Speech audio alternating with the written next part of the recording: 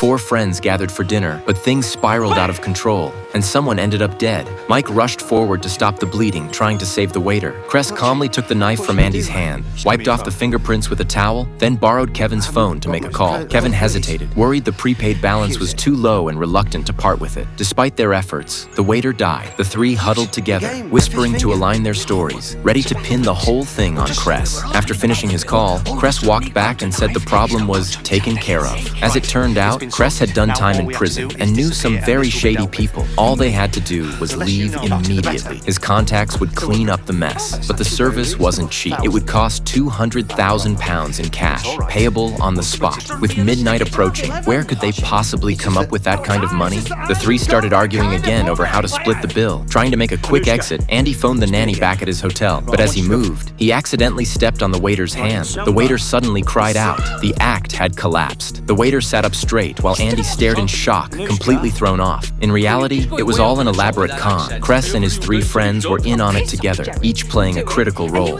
Cress lured in the target. Mike and Kevin provided cover, distracting from the setup. The waiter had rented out the restaurant just for this scam, laying the trap and waiting for their mark. Wealthy Andy was the fat sheep ready for slaughter. The waiter's excuse about running out of printer paper, unable to charge Andy's card, was just a way to test his real financial worth. The plan was meticulous, airtight, like something out of a suspense script. But the plot was too complicated, and too many variables made it risky. By sheer accident, Andy broke the con wide open and finally realized what was happening. Kevin dropped his usual easygoing facade and turned vicious. If the scam couldn't work, then brute force would. All 4 of them were interested in what Andy had hidden in the wardrobe. There was no way they'd let their prey walk. The front door was locked. The 3 men's eyes gleamed with menace. Andy had nowhere left to run.